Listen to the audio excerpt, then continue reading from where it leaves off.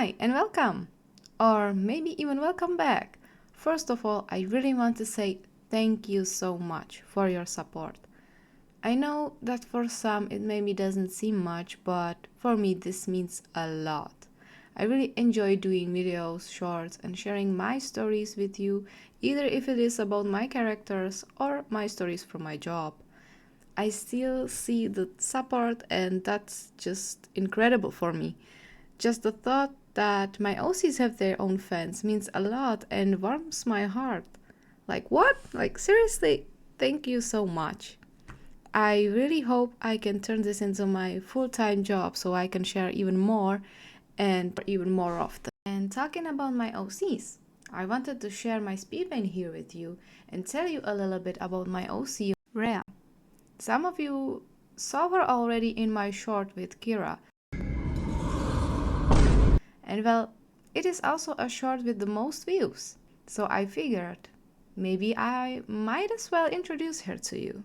So, Rhea. She is kinda complex.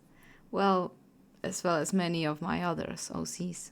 But Rhea is a key character of this particular story. This story is mostly based on afterlife. I portray afterlife as 3 different dimensions. Like we know, heaven and hell. Well, the third one is enchanted forest. I guess I don't have to explain how and on what terms are people sent to hell or heaven. However, enchanted forest is a dimension for those who passed in a cause of natural disasters. But afterlife hasn't always been divided.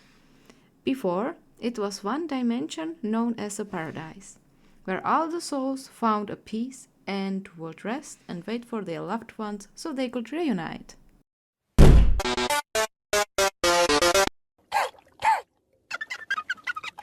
So, my eyes are correct. Oh shit! Oh, you motherfucker! Oh, sorry, man. This is the belief about afterlife in this world. Or at least it was. Until people started seeing their own nightmares flash before their eyes, right before dying.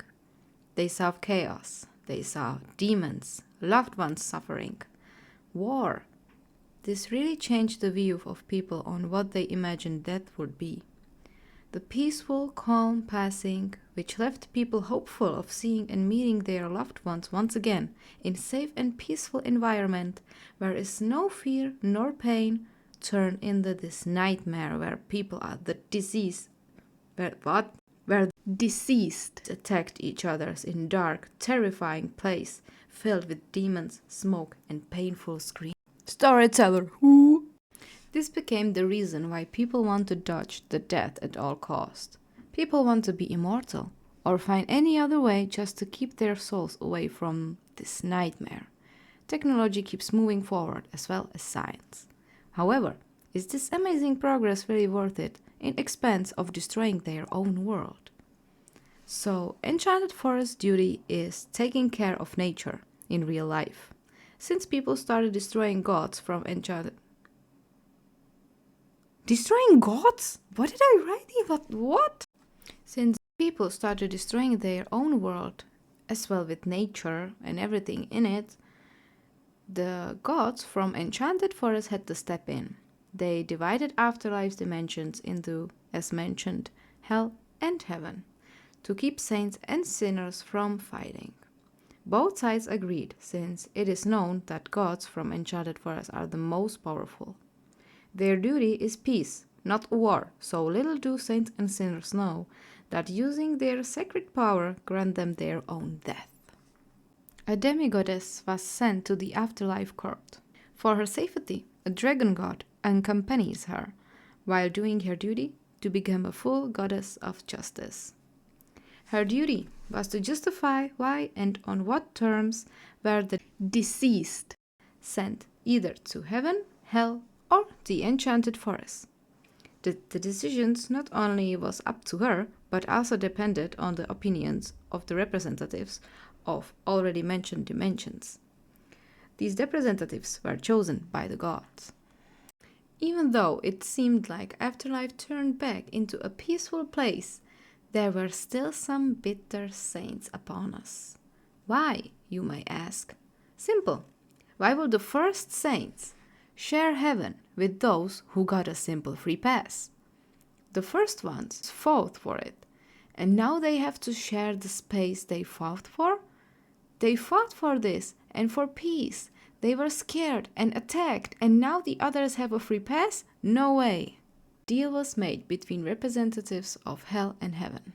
The plan was simple: get rid of the future justice goddess. Saints found out about the truth behind the power of gods from Enchanted Forest. So to get rid of the dragon, they just have to simply provoke it. Meanwhile, the sinners were meant to get rid of the dragon guard. The saints cursed the future justice goddess. Of course, the saint wouldn't share heaven with sinners. So when the dragon got provoked and attacked to save the goddess, none beside one demon survived. Cursed demigoddess was sent to hell, with one injured demon who survived.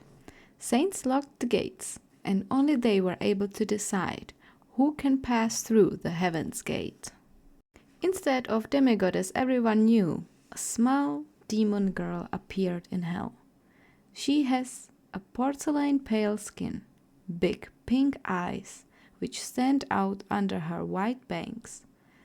Pastel pink horns peeks out on both sides of her head. The way the horns are turned kinda resembles her innocence. Her pair of soft pink wings don't have a single sharp corner. The tips are rounded, same as the tip of her pink demon tail. This is Rhea. She is not a child, even though she looks like one. She is trapped in childlike body. From the start, her mind is fuzzy, and she doesn't remember anything, except her name. She knows that because when she appeared, she heard someone call her that. Which is also curious, since no one recognized her in this form. Well, maybe expect those who witnessed the transformation caused by the curse. She doesn't know where she is, nor why. No one around seemed familiar. No one around seemed familiar. She is surrounded by chaos and is scared and alone. There is danger everywhere since she is in hell where other sinners are. Even though she does her best to stay alive on her own, there is someone out there who is, for whatever reason, also trying to keep her safe. Ironically, one day she got trapped in a fire caused by that someone in an effort of saving her from other demons. Well, this saving mission didn't quite work, but that's when she got carried away from the fire by Kirra. It is actually their first encounter. Rhea gets really attached to Kirra. She looks up to her and loves her like her older sister. After her encounter with Kirra, she stays with her and follows her anywhere. She turns into a goofball and sprinkles joy all over Kirra. It's like she is a kid again. Was she ever a kid? Did she have a childhood? These and many other thoughts go through Kirra's mind. How is it possible for her to not to remember anything and to end in a place like this? Even though she doesn't want to admit it, she wants to protect her at all costs. I'm thirsty.